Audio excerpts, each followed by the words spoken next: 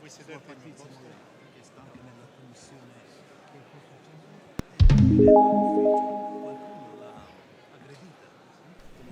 Laudetur Jesus Christus, alabado sea Jesucristo.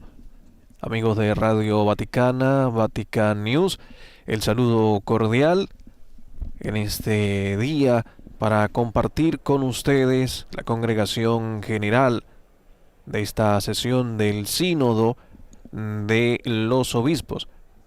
Comienza esta última semana de la jornada del Sínodo y tenemos ya las imágenes del aula Pablo VI donde se realiza la congregación esta mañana. Hace unos días anunciaban un cambio en el programa de encuentros, ya que quieren dedicar un tiempo también a la preparación a la carta al pueblo de Dios, que será difundida al final de esta primera sesión del sínodo de la sinodalidad, primera sesión este 2023 y luego la segunda sesión en el 2024.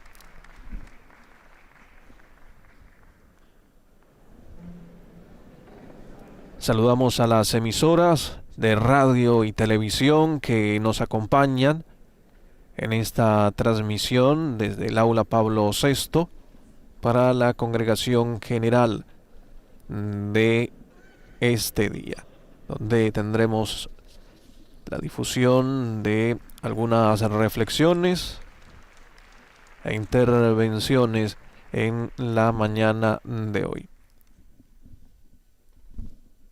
Han tenido los padres y madres sinodales esta mañana la Eucaristía y ahora inicia con la oración que dirige el Papa Francisco.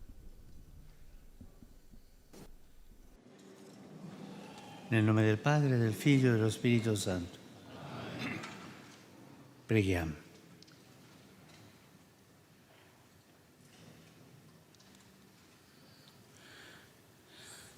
Donaci, o Padre, di sentire in mezzo a noi la presenza del Cristo tuo Figlio, promessa a quanti sono radunati nel suo nome, e fa che nello spirito di verità e di amore sperimentiamo in noi abbondanza di luce, di misericordia e di pace.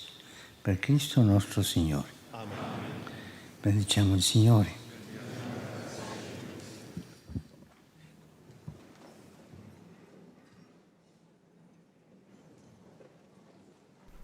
Así inicia el encuentro de esta mañana con la oración que ha dirigido el Santo Padre. Y el proceso de detección de presencias está abierto. Todos los miembros y los participantes de la Asamblea, por favor, tienen que hacer el login para poder acceder a los documentos. Acceder al orden del día y a reservar intervenciones si tendremos el tiempo para una discusión.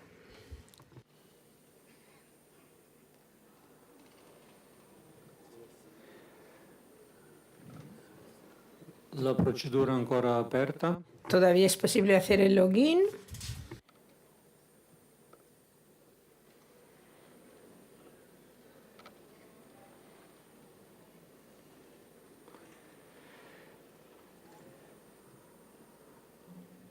La procedura de elevamiento El proceso de detección de presencias en aula de la 16ª Asamblea General está cerrada y los miembros presentes son 350.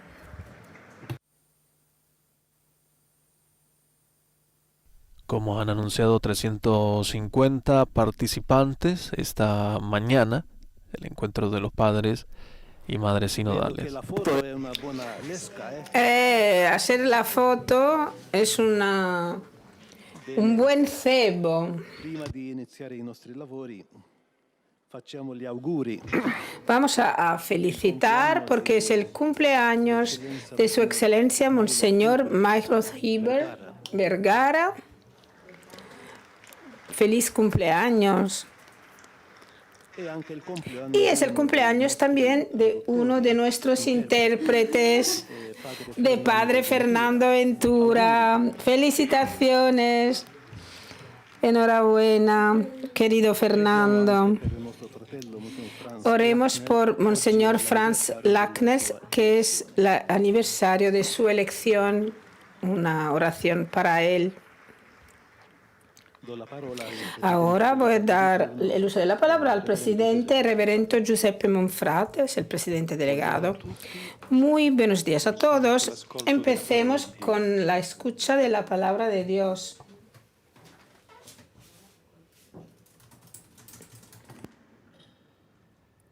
Del Evangelio según Marcos.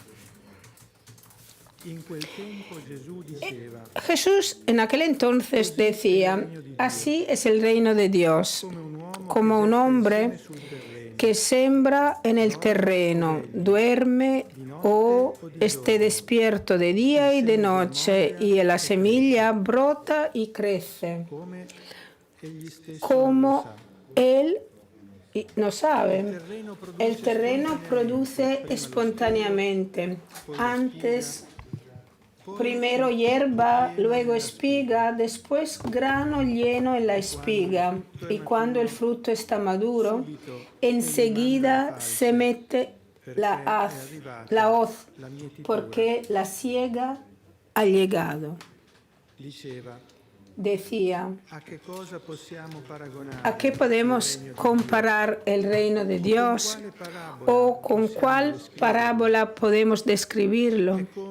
Es como un granito de senape, que cuando se siembra en el terreno es el más pequeño de todas las semillas que están en el terreno. Pero cuando se siembra, crece y se convierte en la mayor de la planta de la huerta, y con ramas muy grandes que los pájaros desde el cielo pueden hacer un nido en su sombra.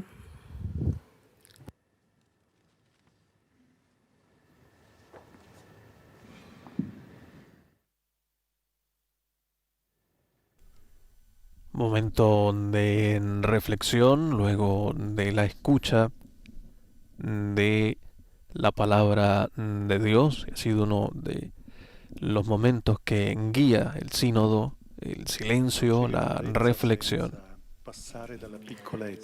No podemos llegar a lo grande si no pasamos por lo pequeño. Después de escuchar el Evangelio, el paso del Evangelio, una clarificación sobre los que nos espera por la mañana. Vamos a empezar el módulo C, que tiene como objetivo recoger los frutos. Y el primer momento será la carta para el pueblo de Dios. El miércoles presentaremos el borrador de la relación del informe de síntesis, y el jueves el diálogo sobre los pasos que queremos marcar a nivel de iglesia local en el lapso de tiempo entre la primera y la segunda sesión de la Asamblea Sinodal. Ahora vamos a dar el uso de la palabra a Padre Timothy Radcliffe y a Madre María Ignacia Angelini. Nos ayudarán los dos a entrar en un clima que necesita capacidad de escucha, libertad interior, atención y guía, dirección en el discernimiento, enraizados en nuestra fe. Ahora vamos a escuchar a Padre Timothy.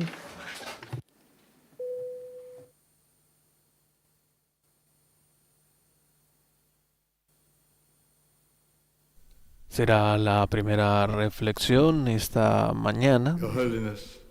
Santidad, hermanos, hermanas, en unos días iremos a casa y estaremos allí 11 meses. Este será aparentemente un momento de espera vacía, pero con toda probabilidad será el momento más fértil, más fecundo del sínodo, el momento de la germinación. Jesús nos dice que el reino de Dios es como un lugar donde alguien esparce semillas en el suelo y después duerme, se levanta noche y día, la semilla brota, crece. Pero la verdad es que hemos escuchado ahora cientos de miles de palabras durante las últimas 3 semanas. A veces hemos pensado demasiadas palabras. La mayoría de estas han sido palabras positivas, palabras de esperanza, de aspiración. Estas son las semillas que se siembran en el suelo de la Iglesia. Tendremos trabajo en nuestras vidas, en nuestra imaginación, en nuestro subconsciente durante estos 11 meses. Cuando sea el momento adecuado, tendremos frutos. El poeta austríaco Rainer Maria Rilke escribió que a pesar de todo el trabajo y la preocupación del agricultor, no puede llegar a donde la semilla se transmuta en verano lentamente, porque es allí que la tierra otorga. Aunque parezca que no está sucediendo nada, podemos estar seguros de que si nuestras palabras son palabras de amor, brotarán en la vida de personas que no conocemos. Como dijo Santa Teresa de Lisieux, citada recientemente por el Santo Padre, c'est la confiance en rien que la confiance qui doit nous conduire à l'amour. La confianza, y nada más que la confianza, puede conducirnos al amor. Estos 11 meses serán como un embarazo. A Abraham y Sara se les promete que tendrán descendientes más numerosos que la arena en la orilla del mar. Pero nada sucede. Sara se ríe cuando escucha esta promesa por tercera o cuarta vez, mientras escucha escondida en la tienda. Escucha hablar a los extranjeros en la Génesis. Probablemente se trata de una risa amarga y dulce. Ella ha escuchado todo esto muchas veces, pero ha permanecido estéril. La verdad es que dentro de un año dará a la luz a Isaac, el hijo de la risa. Así que este es un momento de embarazo tranquilo. Si me perdonan, esto me recuerda a la primera vez que intenté hacer un discurso en español en América Latina. Un obispo se confundió, lo cual es muy raro. Pensó que yo era un franciscano irlandés. Le expliqué que yo era un dominicano inglés. Se lo expliqué y me respondió: el obispo está embarazado. Quería decir que el obispo estaba avergonzado. Por desgracia, en realidad, lo que salió es que el obispo estaba embarazado. Aún más raro. Bromas. Pero la verdad es que es importante recordar que este es un momento de espera activa. Y permítame repetir las palabras de Simone Weil. No obtenemos los regalos más valiosos yendo en busca de ellos, sino esperándolos. Esta forma de mirar es, en primer lugar, atenta. El alma se vacía de toda su propia verdad para recibir al ser humano que está mirando tal como es. En toda su verdad. Esto es profundamente contracultural. La cultura global de nuestra época está polarizada, es agresiva, desdeña las opiniones de otras personas. El grito es: ¿de qué lado estás? Cuando vayamos a casa, la gente preguntará: ¿luchaste por nuestra facción? te opusiste a esas personas no iluminadas. Tendremos que orar profundamente para resistir la tentación de sucumbir a esta forma de pensar partidista. Eso sería volver a caer en el lenguaje estéril de gran parte de nuestra sociedad, una sociedad llena de conflictos. Ese no es el camino sinodal. El proceso sinodal es orgánico, es ecológico, no es competitivo. Se trata de plantar un árbol, no se trata de ganar una batalla. En algunos casos las batallas son inevitables, pero sabemos que será difícil para muchos comprender lo que estamos haciendo. A veces incluso será difícil para nosotros mismos. Pero si mantenemos nuestras mentes y corazones abiertos a la gente, a las personas que hemos conocido aquí, vulnerables a sus esperanzas y temores, sus palabras germinarán en nuestras vidas y las nuestras en las suyas. Habrá una cosecha abundante, una verdad más plena. Entonces la Iglesia será renovada. La primera vocación de la humanidad en el paraíso es la idea de ser jardineros. Adán cuidó la creación, compartió las palabras creativas de Dios, nombró a los animales. En estos 11 meses tendremos que trabajar como jardineros, hermanas, hermanos. Tendremos que hacerlo. Tendremos que pensar en el jardín del sínodo. Hablaremos con palabras fértiles, repletas de esperanza, o con palabras destructivas y cínicas. Nuestras palabras nutrirán el cultivo o serán venenosas. ¿Seremos jardineros del futuro o estaremos atrapados en viejos conflictos estériles? Cada uno de nosotros toma una decisión en este sentido. San Pablo dijo a los efesios: no salga de vuestras bocas ninguna palabra corruptora, sino solo la que sea buena para edificar, según la ocasión, para que dé gracia a los que oyen.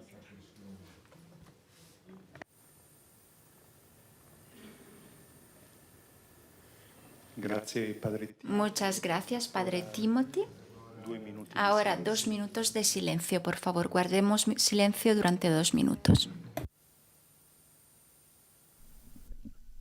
El silencio de la reflexión luego de la meditación que ofreció el Padre Timothy, sacerdote dominico que ha dirigido estas reflexiones desde el inicio de esta sesión del sínodo, sacerdote dominico que hoy les ha recordado a los padres y madres sinodales: dentro de unos días volveremos a casa.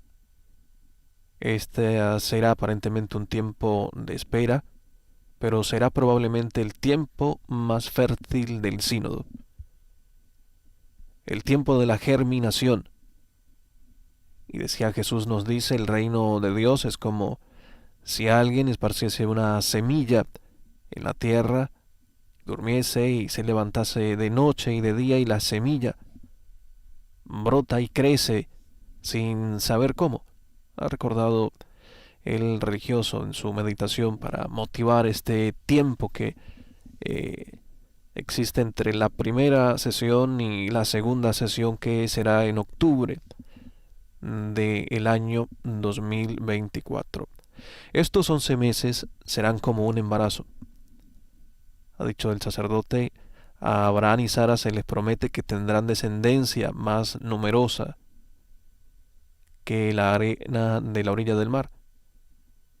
Pero nada parece suceder. Sara se ríe cuando oye esta promesa por tercera vez y cuarta vez, mientras se escucha escondida en la tienda a los forasteros en Génesis 18. Probablemente una risa dulce y amarga, probablemente decía el sacerdote, es una risa dulce y amarga. Ya había oído esto antes, pero seguía siendo estéril. Pero dentro de un año dará luz a Isaac, el hijo de la risa.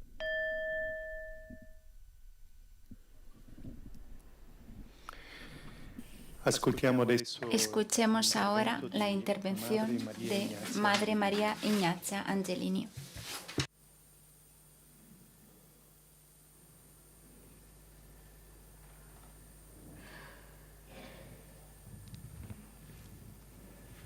Adsumus Sancte Spiritus, Adsumus Sancti Spiritus, vieni a noi. Questo grido è stato il filo Ese di grito senso fue che el hilo de ci sentido que nos unió en esos días y en estos meses. suggerisce Y sugiere ese grito, queste parole. sugiere esas Questi palabras. discorsi che andate facendo tra voi lungo il cammino. ¿Qué conversación es esta que traéis mientras vais de camino?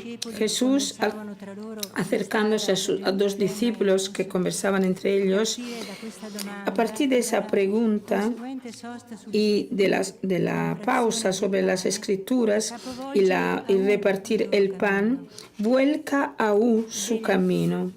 Y los discursos que hemos escuchado en estos días ahora están en un momento decisivo. Una conversión específica aconteció y tenemos que rendir razón de eso. ¿Cómo decir la palabra de Dios escuchada junto con los acontecimientos tan serios que nos rodean? Nos da luz, nos impulsa. Y la Iglesia, la conciencia creyente de cada miembro, es sacudida.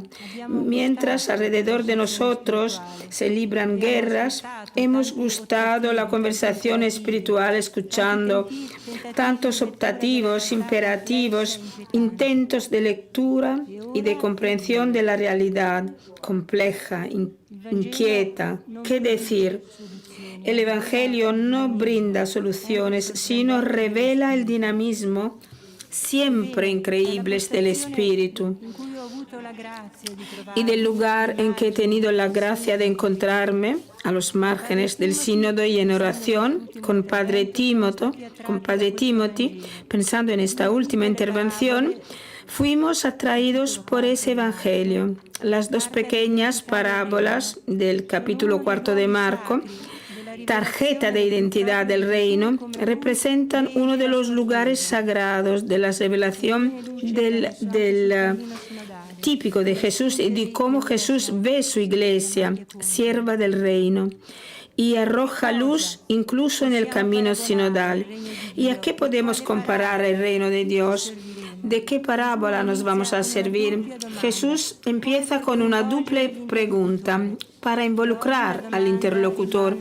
Y hoy la pregunta está aquí, en esa santa asamblea, en su búsqueda para proponer al pueblo de Dios y más allá del pueblo de Dios una síntesis del camino. Jesús ha contado ya muchas palabras. La belleza de su revelación es exactamente haber hablado con nosotros de Dios y del hombre juntos, uno en el otro.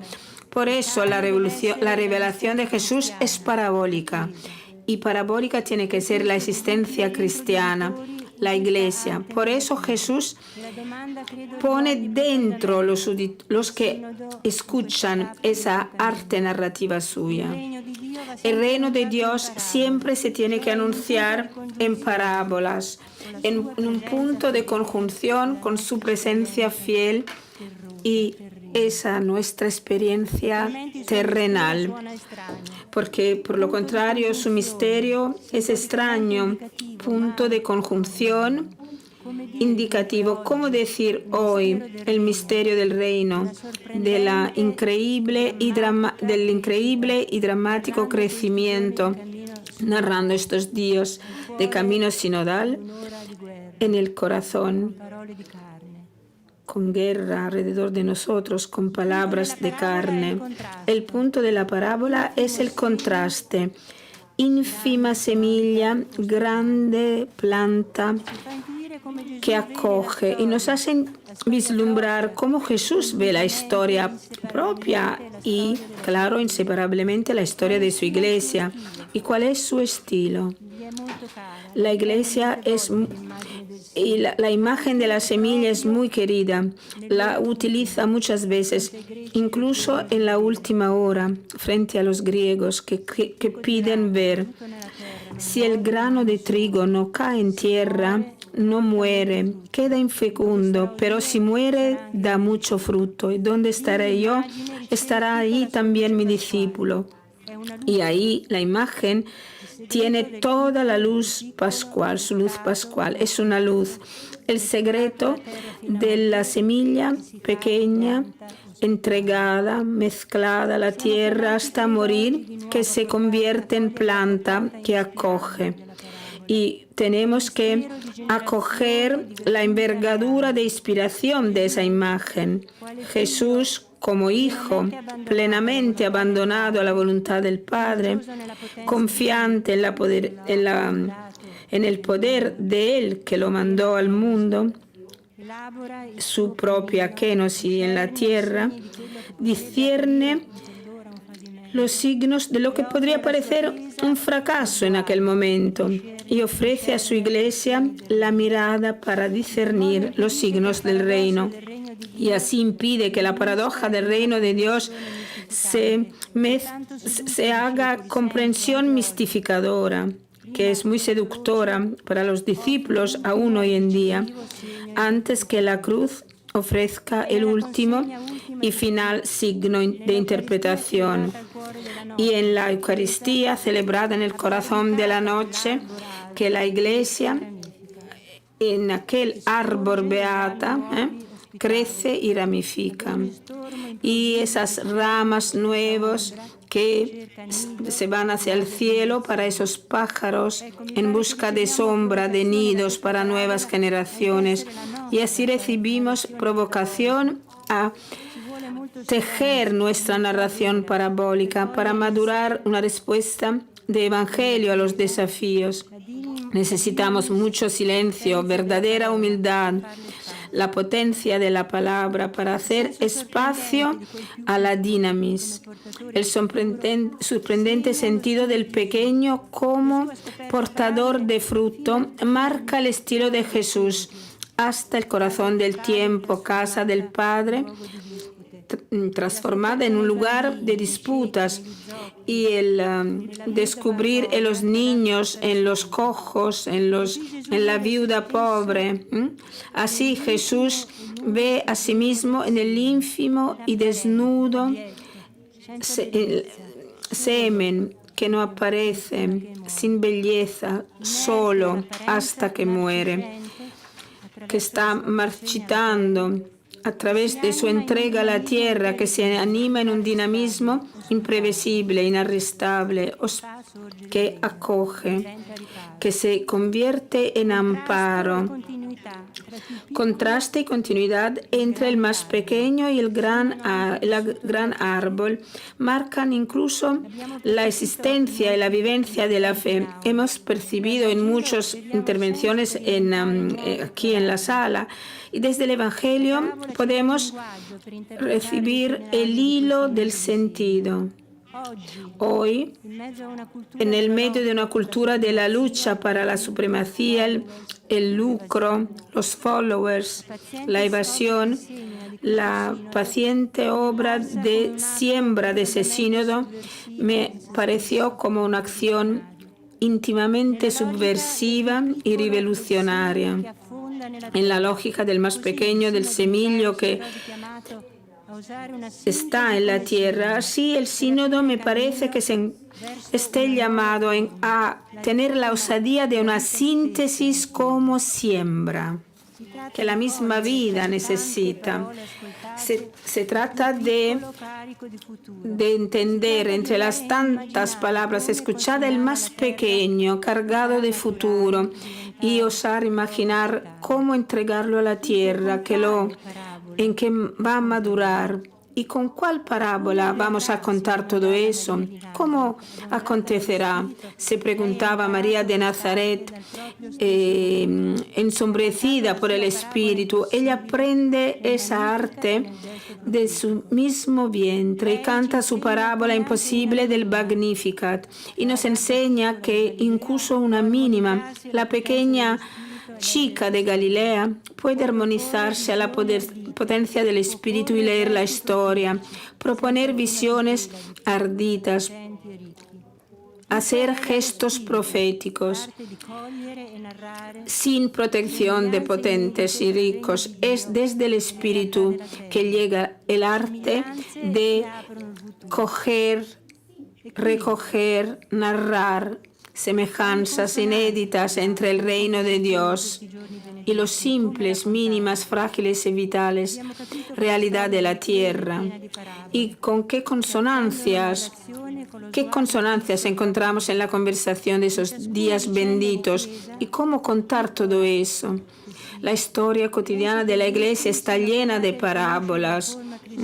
Y en cada acontecimiento de Iglesia estamos llamados a reconocer la forma cristológica de la pequeñez y la forma cristológica de la transformación revelada en la cruz, el árbol alta.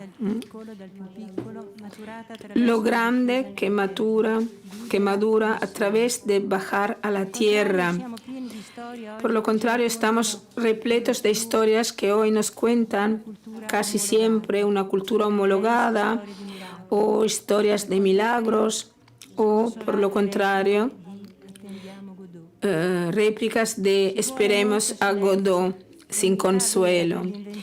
Necesitamos mucho silencio y verdadera humildad para descubrir y narrar, anunciar parábolas de evangelio. Y allí Jesús está transformando al mundo, sana las heridas, perdona y vence nuestros fracasos, pero colocándose como ínfimo dentro de esos procesos. Y ver que para que se pueda nutrir de fe en la tierra, un lugar que es de no apariencia, que es la oscuridad de las raíces, lugar de gestación prometedora. En una humanidad tentada por el poshumano, está un servicio del reino que necesita perspicacia, conciencia, paciencia, cuidado, atento.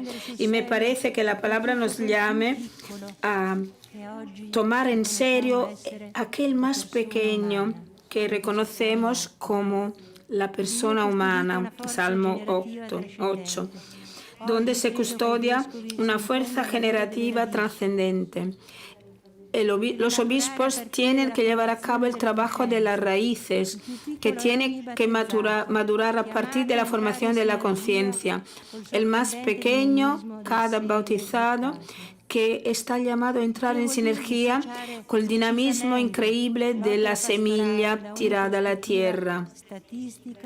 Y eso significa que se tiene que disociar la obra pastoral de toda perspectiva estadística, de eficiencia, centrándonos en la formación de la conciencia de los bautizados. Formación de la conciencia. Y yo estoy rezando para que este sínodo reciba el arte de nuevas narraciones, la humildad radical de quien aprende a reconocer la semejanza del reino en los dinamismos más verdaderos, vitales de lo humano, en los lazos primarios de la vida que misteriosamente pulsa en todos los mundos y las esferas de la existencia humana, en una admirable, oculta armonía. Y pues mi auspicio para ese sínodo es buen trabajo final en la narración de palabras nuevas que puedan hacer pensar, esperar, caminar humanamente, fraternamente, juntos.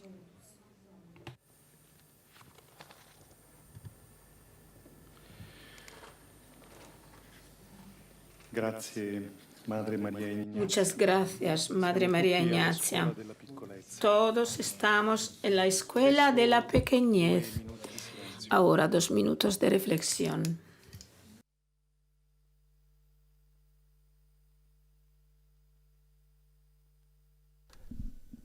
Hemos escuchado la meditación de la hermana María Gracia Angelini, también que ha dedicado las reflexiones y meditaciones durante este tiempo de la primera sesión de el sínodo sobre la sinodalidad.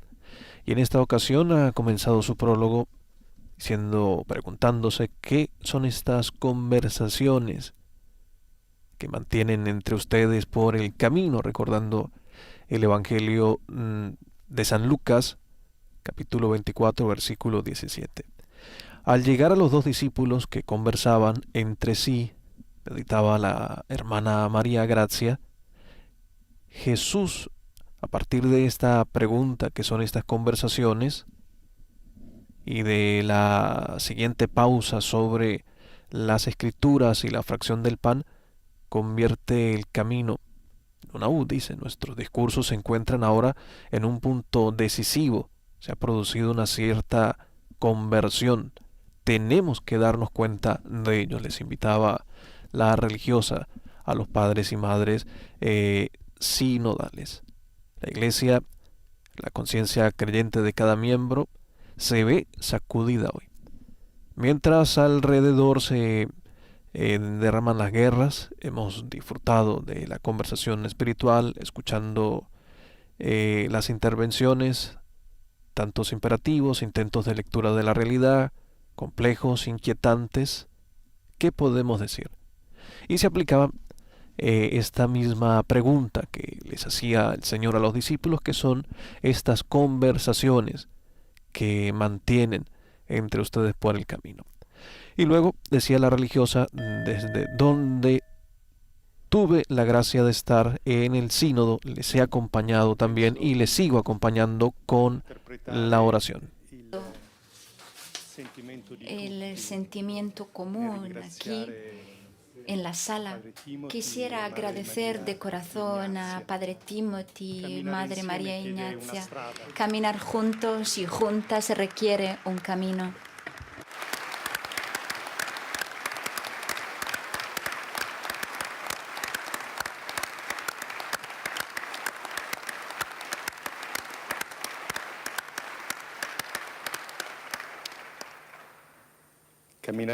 Caminar juntos requiere un camino.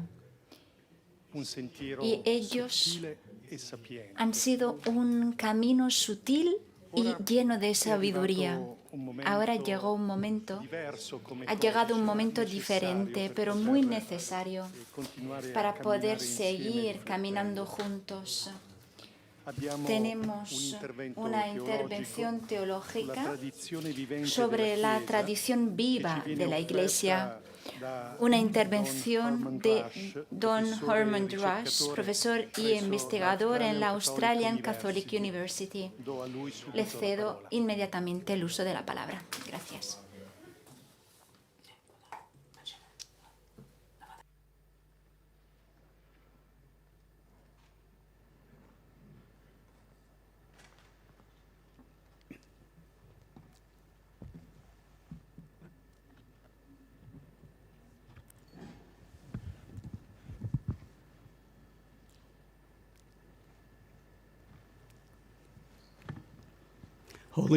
Santo Padre, hermanas, hermanos,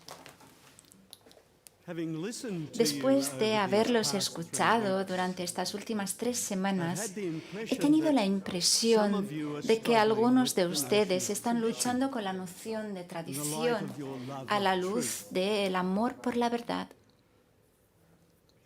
No somos los primeros que luchan en este sentido. Fue un punto importante de conversación en el Concilio Vaticano II. Pensé que podría ser útil recordar las preguntas que debatieron y las respuestas que se les ocurrieron. Sus respuestas son, para nosotros, la autoridad para guiar nuestras reflexiones sobre los problemas que encaramos hoy en día. Por ende, el Vaticano II puede ser útil porque tenemos algunas lecciones que podríamos utilizar para este sínodo para nuestro discernimiento. Durante las 4 sesiones del concilio, uno de los puntos principales, puntos de tensión, fue el asunto de la tradición. En la primera sesión del 1962 se presentó a la Asamblea un proyecto sobre las fuentes de la revelación. Se lo clasificó en las categorías del neoescatolicismo, que hablaba de revelación, fe, escritura, tradición, de una manera sobre todo unidimensional, en términos solo de declaraciones doctrinales proposicionales.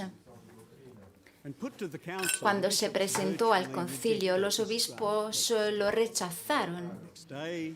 Al día siguiente, el Papa Juan XXIII estuvo de acuerdo en que era necesario un nuevo texto.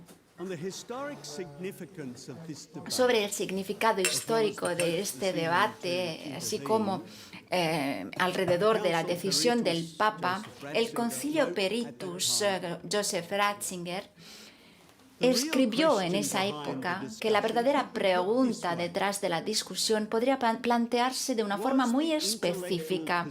Era la posición intelectual del antimodernismo, la vieja política de exclusividad, de condena y defensa, la que conducía a una negación casi neurótica de todo lo que era nuevo para continuar. O la Iglesia, después de haber tomado todas las precauciones necesarias para proteger la fe, pasaría a una nueva página y pasaría a un nuevo encuentro, un encuentro positivo con sus propios orígenes, con sus semejantes, con su prójimo y con el mundo de hoy. Dado que una clara mayoría de los padres optaron por la segunda alternativa, incluso podemos hablar del concilio como un nuevo comienzo. También podemos decir que con esta decisión hubo un gran avance sobre el Concilio Vaticano I. Tanto Trento como el Concilio Vaticano I establecieron baluartes para que la fe fuera de verdad la base. El Concilio Vaticano II se dedicó a una nueva labor basándose en el trabajo de los 2 concilios anteriores. Esta nueva labor era un compromiso de la fe cristiana con la historia. Lo que Joseph Ratzinger vio durante el Concilio Vaticano II como fuente de tensión fueron, en resumidas cuentas, 2 enfoques de la tradición, una comprensión estática de la tradición y una comprensión dinámica. El primero era legalista, proposicional y ahistórico, es decir, relevante para todos los tiempos y lugares. El segundo, personalista, sacramental, arraigado en la historia y, por lo tanto, debe interpretarse con una conciencia histórica. El primero se centra en el pasado, el segundo en ver que el pasado se realiza en el presente y, sin embargo, está abierto a un futuro aún por revelar. El Consejo usó la frase vivir la tradición o tradición viva. Al hablar de la dinámica, en lugar de una comprensión estática de la tradición apostólica, Dei Verbum al número 8 nos enseña, esta tradición que deriva de los apóstoles progresa en la Iglesia con la asistencia del Espíritu Santo, puesto que ya va creciendo en la comprensión de las cosas y de las palabras transmitidas. Fin de la citación. Y continúa hablando de 3 formas interrelacionadas a través de las cuales el Espíritu Santo guía el desarrollo de la tradición apostólica, el trabajo de los teólogos, la experiencia vivida de los fieles y la supervisión del magisterio. Suena como una iglesia sinodal, ¿verdad? Según una comprensión dinámica de la tradición, dice Ratzinger, no todo lo que existe en la Iglesia debe existir. No todo debe considerarse una tradición legítima. En otras palabras, no siempre la tradición que brota y surge en el marco de la Iglesia es una verdadera celebración y mantenimiento del misterio de Cristo. Hay una tradición distorsionante y legítima. En consecuencia, la tradición no debe considerarse solo de una forma afirmativa, también la debemos considerar de una forma crítica. Tenemos la Escritura como criterio para esta crítica, que es indispensable en la tradición y, por lo tanto, la tradición siempre debe relacionarse con la Escritura, con las Escrituras y medirse por ellas. Papa Francisco aludió a estas dos formas diferentes de entender la tradición con motivo del 25º aniversario de la promulgación del Catecismo de la Iglesia Católica. La tradición es una realidad viva y solo una visión parcial considera el depósito de la fe como algo estático. La palabra de Dios no puede ser amontonada como una manta vieja en un intento de mantener a raya a los insectos. No, la palabra de Dios es una realidad dinámica y viva que se desarrolla y crece porque está dirigida a un cumplimiento que nadie puede detener. En el corazón de la recuperación de Dei Verbum tenemos una comprensión dinámica de la tradición, una tradición que nos ayuda a recuperar una comprensión personalista de la revelación, lo que encontramos en la Biblia, en los escritos patrísticos de los primeros siglos de la Iglesia.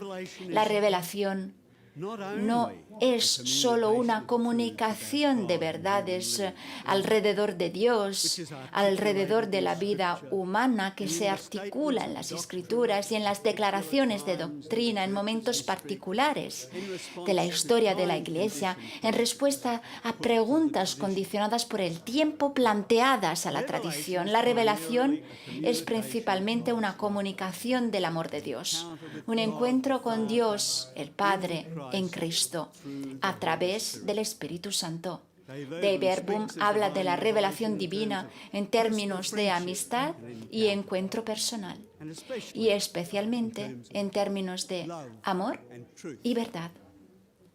Permítanme citar una vez más el Dei Verbum al número 2. En consecuencia, por esta revelación, Dios invisible habla a los hombres como amigos. Movido por su gran amor, mora con ellos para invitarlos a la comunicación consigo y recibirlos en su compañía. Este plan de la revelación se realiza con hechos y palabras intrínsecamente conexos entre sí, de forma que las obras realizadas por Dios en la historia de la salvación manifiestan y confirman la doctrina y los hechos significativos por las palabras, y las palabras, por su parte, proclaman las obras y esclarecen el misterio contenido en ellas. Pero la verdad íntima acerca de Dios y acerca de la salvación humana se nos manifiesta por la revelación en Cristo, que es a su tiempo mediador y plenitud de toda la revelación. En Dei Verbum es importante comprender la sinodalidad y el propósito mismo de este sínodo, una revelación divina que se presenta como un encuentro continuo en el presente y no solo como algo que sucedió en el pasado. Es el evento de la autorrevelación de Dios, siempre en Cristo a través del Espíritu Santo, que sigue siendo una realidad viva aquí y ahora. Esto no significa que pueda haber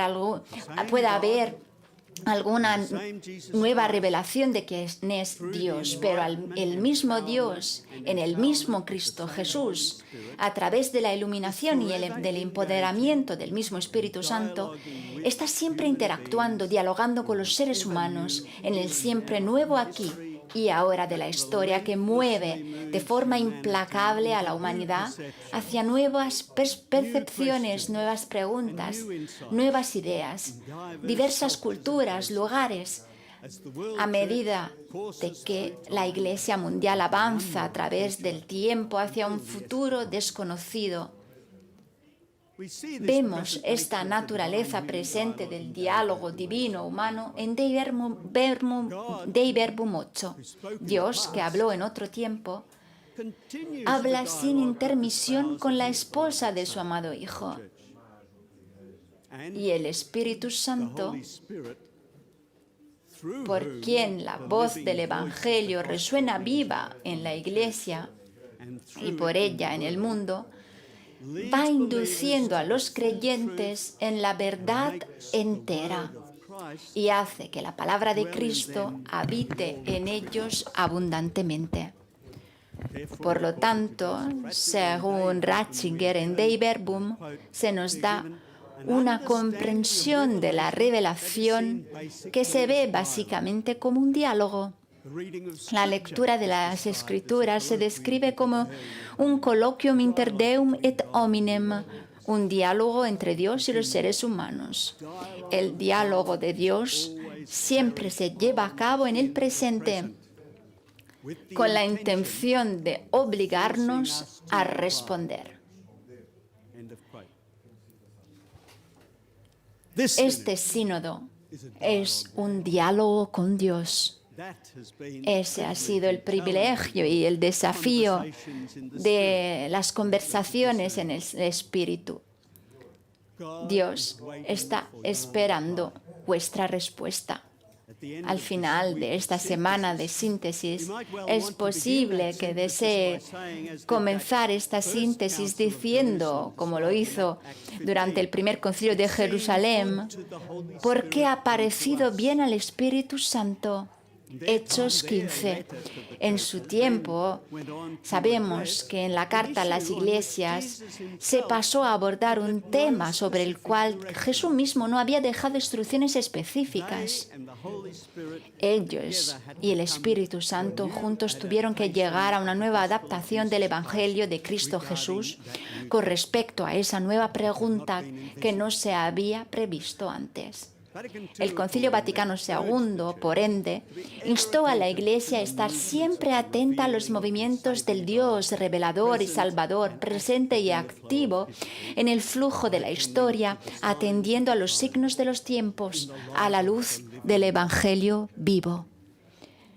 El discernimiento de los signos de los tiempos en el presente quiere determinar lo que Dios nos está instando a ver con los ojos de Jesús en los nuevos tiempos.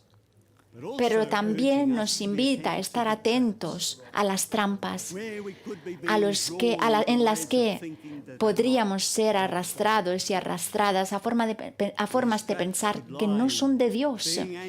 Son trampas que podrían estar ancladas en el pasado exclusivamente o en el presente exclusivamente, o no estar abiertas a la plenitud futura de la verdad divina a la que el Espíritu de la verdad está guiando a la Iglesia.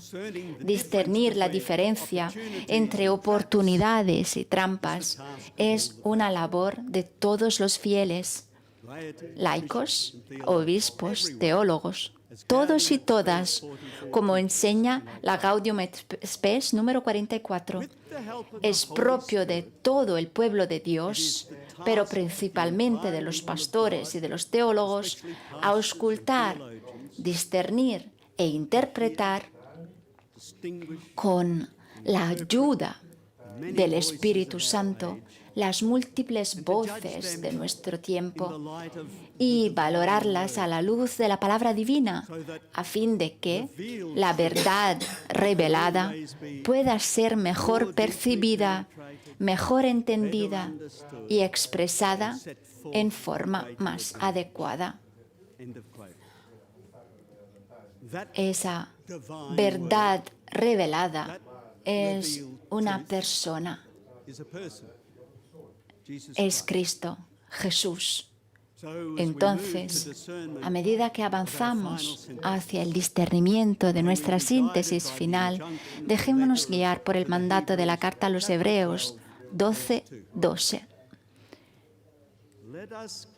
Tenemos que fijar nuestros ojos en Jesús. Gracias.